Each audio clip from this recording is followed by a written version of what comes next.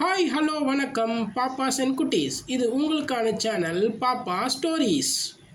இன்னைக்கு நாம பார்க்க போற கதையின் பேர் த ants, எறும்புகள்.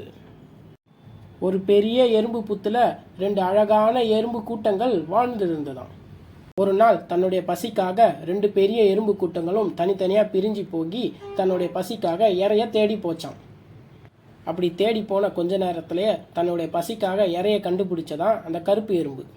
கருப்பு எறும்பை பின்தொடர்ந்த சிகப்பு எறும்பும் அதே உணவை பார்த்துட்டு தன்னுடைய கூட்டத்துக்கிட்ட சொல்லி தன்னோட கூட்டத்தை கூட்டிட்டு வந்ததான்.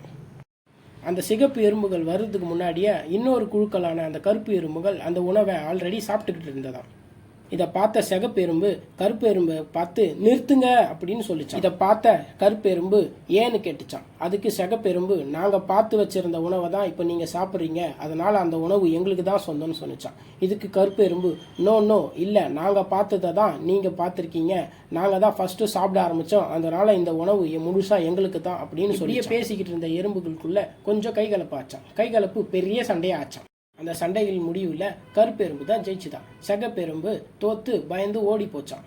இந்த வெற்றியை கொண்டாடின அந்த கருப்பு எறும்புகள் அந்த உணவை வயிறு ஃபுல்லாக சாப்பிட்டு கொஞ்ச நேரம் ரெஸ்ட் எடுக்கலான்னு போச்சான். சண்டையில் தோத்து ஓடி போன சிகப்பு எறும்போட தலைவன் ஒரு கொடூரமான ஐடியா போட்டான். ரெஸ்ட் எடுக்க போயிருந்த கருப்பு எறும்புகளுடைய உணவுல சிகப்பு எறும்பு தன்னுடைய விஷத்தை கலந்துச்சான். இதை தெரியாத சாப்பிட்ட கருப்பு எறும்புகளும் சாப்பிட்ட உடனே செத்து கீழே விழுந்ததாம். இந்த கதையின் மூலமா நம்ம தெரிஞ்சுக்கிட்டது என்னன்னா, பாப்பாஸ் அண்ட் குட்டீஸ், இந்த உலகத்துல எல்லோருக்கும் பிடிச்ச மனுஷன் சொல்லி ஒருத்தர் கிடையவே கிடையாது.